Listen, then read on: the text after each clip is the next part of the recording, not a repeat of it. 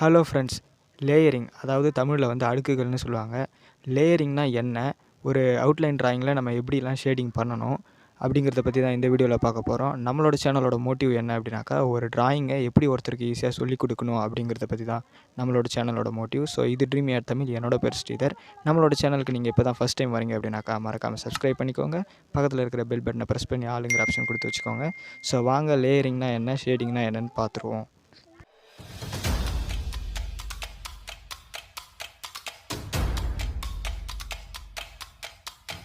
Okay friends, இப்போ வந்து பார்த்திங்கன்னா ஒரு அவுட்லைன் ட்ராயிங்க்கு நம்ம ஷேடிங் பண்ணுறதுக்கு முன்னாடி லேயரிங் அப்படின்னா என்னென்னு தெரிஞ்சாகணும்.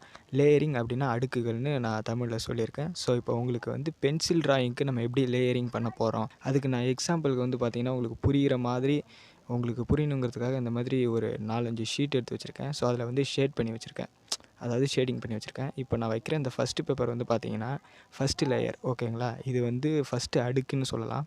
ஸோ இப்போ அதுக்கு மேலே வந்து பார்த்திங்கன்னா இன்னொரு பேப்பர் வைக்கிறேன். இது கொஞ்சம் டார்க்காக ஷேட் பண்ணியிருக்கோம். இது வந்து லேயர் நம்பர் 2, ஓகேங்களா. இப்போ இதுக்கு மேலே வந்து பார்த்திங்கன்னா அதை விட கொஞ்சம் டார்க்காக ஷேட் பண்ணியிருப்பேன். இது வந்து பார்த்திங்கன்னா லேயர் நம்பர் 3ன்னு சொல்லலாம், ஓகேங்களா. இதுக்கு மேலேயும் ஒரு லேயர் வைக்கிறேன், அதாவது இதுக்கு மேலே ஒரு அடுக்காக ஒரு பேப்பர் வச்சுருக்கேன். இது வந்து பார்த்திங்கன்னா லேயர் நம்பர் 4. இப்போ வந்து பார்த்திங்கன்னா தெரியும், லேயர் 1, லேயர் 2, லேயர் 3. அதாவது இப்போது ஒரு ஃபோட்டோவுக்கு நம்ம ஷேட் பண்ண போகிறோம், அதாவது ஒரு ட்ராயிங்க்கு ஷேட் பண்ண போகிறோம் அப்படின்னாக்கா இந்த மாதிரி தான் பண்ணணும். லைட்டான கலர் எடுத்து ஷேட் பண்ணிவிட்டு அதுக்கு மேலே கொஞ்சம் கொஞ்சமாக டார்க்னஸ் ஏற்றணும், ஓகேங்களா. இப்போ நான் எக்ஸாம்பிளுக்கு உங்களுக்கு வந்து ஷேட் பண்ணி காட்டுறேன் பாருங்கள். இப்போ என்னோடய கையில் வந்து பார்த்திங்கன்னா ஹெச்பி பென்சில் இருக்குது. இருக்கிறதுல லைட்டான பென்சில், நீங்கள் எந்த பிராண்ட் வேணாலும் யூஸ் பண்ணிக்கோங்க, அதை பற்றி பிரச்சனை இல்லை. இது பார்த்திங்கன்னா ரொம்பவே லைட்டான பென்சில், ஹெச்பி பென்சில். ஸோ இந்த பென்சில் வச்சு நான் வந்து ஷேட் பண்ணுறேன் பாருங்கள். ஒரு முக்கியமான விஷயம் என்னென்னாக்கா, நீங்கள் ஷேட் பண்ணுறதுக்கு முன்னாடி இந்த கூர்ப்பு வந்து நல்லா ஷார்ப்பாக இருக்கிற மாதிரி பார்த்துக்கோங்க. அதேமாதிரி பென்சில் நான் வந்து இப்படி பிடிச்சி ஷேட் பண்ணுறேன், உங்களுக்கு எப்படி பிடிக்க வருமோ அப்படி பிடிச்சிக்கோங்க.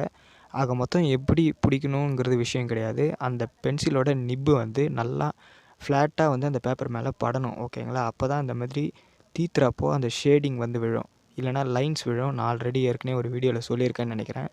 ஸோ இந்த மாதிரி தீத்தி முடிச்சிக்கிறேன். இதுதான் வந்து பார்த்திங்கன்னா லேயர் நம்பர் 1. ஓகே ஃப்ரெண்ட்ஸ், இப்போ நெக்ஸ்ட் வந்து பார்த்திங்கன்னா நான் இதோட கொஞ்சம் டார்க்கரான பென்சில் எடுத்துக்கிறேன். ஸோ பார்த்திங்கன்னா தெரியும், இது வந்து 2B பென்சில், ஓகேங்களா. இந்த பென்சில் வச்சு இப்போ நான் ஷேட் பண்ணுறேன். அதாவது எது மேலே ஷேட் பண்ணுறேன் அப்படின்னாக்கா, இந்த லைட்டாக நம்ம ஷேட் பண்ணியிருக்கோம் இல்லையா, இது மேலே திரும்ப வந்து நம்ம பிடிச்சி ஷேட் பண்ணணும், ஓகேங்களா.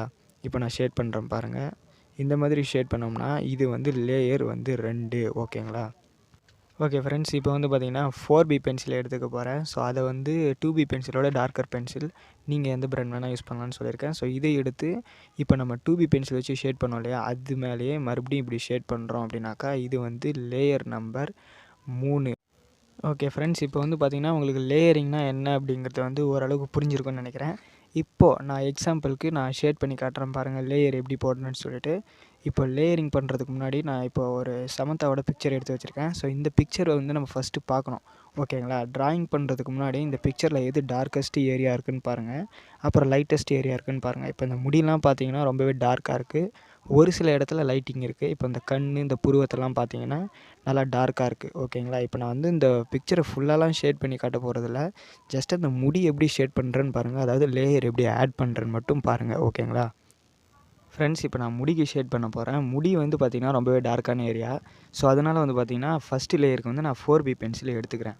டார்க்கான ஏரியாங்கிறதால கொஞ்சம் லைட்டான, அதாவது டார்க்காக இருக்கக்கூடிய, ஓவர் டார்க்காக இருக்கக்கூடிய பென்சில் வந்து பார்த்திங்கன்னா 10B 8B இது மாதிரி இருக்கும்.